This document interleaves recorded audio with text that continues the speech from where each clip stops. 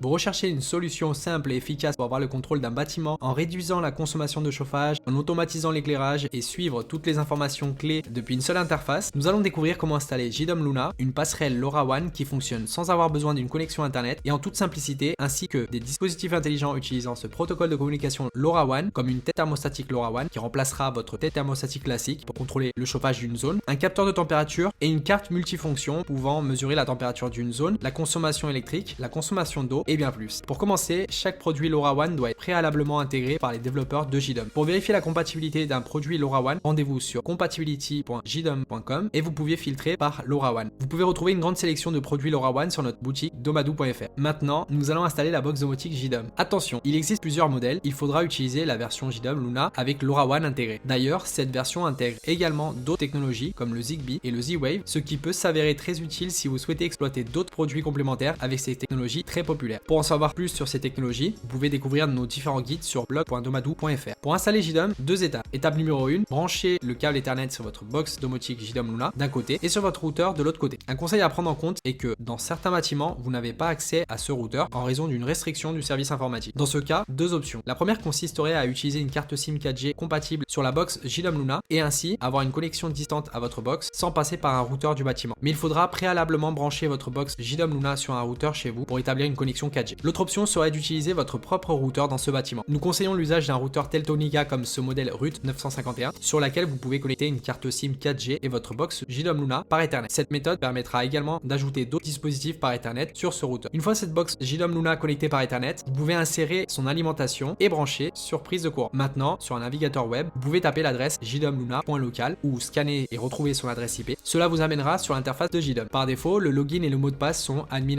Vous allez devoir immédiatement changer ce mot de passe admin par le mot de passe de votre choix. Ensuite, très important, il faudra renseigner votre compte Market. Ce compte Market peut être comparable à un Play Store ou App Store. C'est depuis ce Market que vous allez pouvoir télécharger différentes fonctionnalités pour votre box. Et il est important de créer un compte sur ce Market et l'associer à votre box, car suite à l'achat de cette box JDOM Luna LoRaWAN, vous aurez un accès aux différentes fonctionnalités liées au LoRaWAN. Une fois ce compte Market créé et avoir les accès nécessaires aux fonctionnalités LoRaWAN, suite à l'achat de cette box, vous allez pouvoir renseigner ces accès sur votre box. Vous allez pouvoir suivre la procédure de configuration de JDOM. Il est important de bien respecter les différentes étapes et d'attendre environ 30 minutes pour l'installation complète des fonctionnalités quand il est nécessaire. Vous pouvez nommer votre box avec le nom de votre choix. Ensuite, vous pouvez configurer l'environnement, le bâtiment et pièces pour une bonne organisation de vos dispositifs intelligents que vous allez pouvoir ajouter par la suite. Vous pouvez cocher les plugins à installer. Comme mentionné, cette box JDOM Luna LoRaWAN intègre également les technologies Z-Wave et Zigbee. Vous pouvez donc cocher ces plugins Z-Wave JS et JZigbee si vous allez les utiliser pour ajouter des dispositifs intelligents avec ces technologies. Sinon, il n'est pas nécessaire de les cocher. Pour l'utilisation du LoRaWAN, qui est l'objet traité dans ce contenu, vous devez cocher LoRa Payload et LNS. Maintenant, cliquez sur Suivant sur les différentes étapes et patientez lorsqu'il est nécessaire.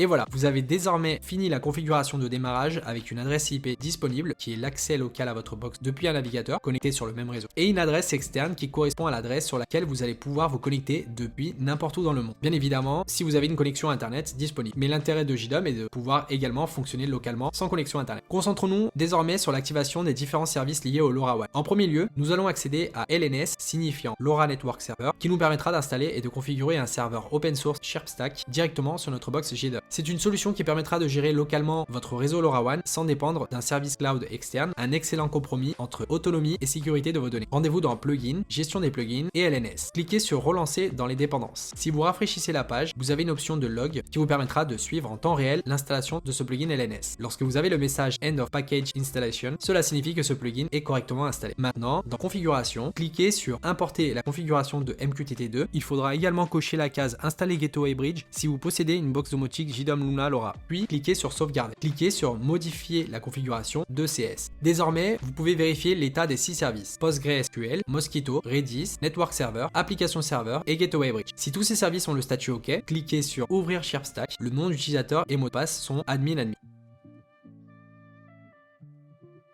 Revenez sur l'interface de votre box JDOM et cliquez sur Création automatique dans CS.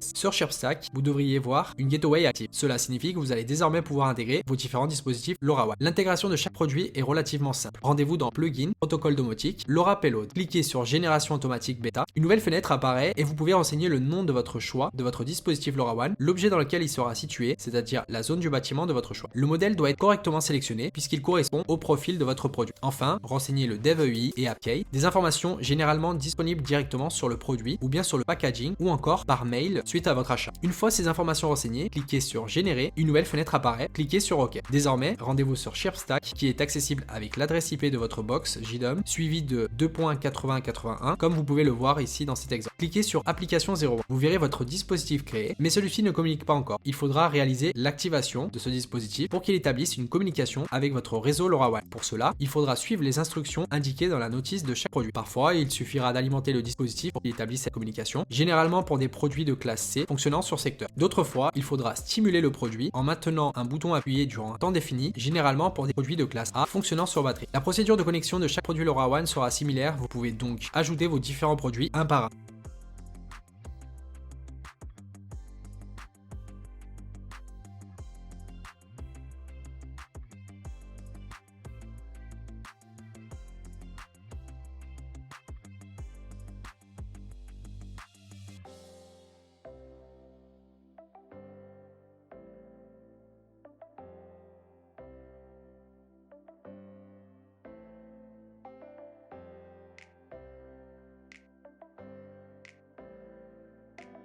Et voilà, nous avons dans notre exemple appairé 3 produits communiquant en LoRaWAN, une carte multifonction qui, comme son nom l'indique, vous permettra de gérer différentes fonctions comme mesurer la consommation électrique, la consommation d'eau, activer ou désactiver des dispositifs électriques, mesurer la température de différentes zones et bien plus, une sonde de température et d'humidité sur pile pour mesurer ces informations dans une pièce d'un bâtiment et une tête thermostatique qui permettra d'ajuster la température dans une zone d'un bâtiment. Nous avons pour habitude d'accompagner différents projets avec du LoRaWAN, donc n'hésitez pas à nous contacter dès maintenant si vous souhaitez avoir plus d'informations. À bientôt.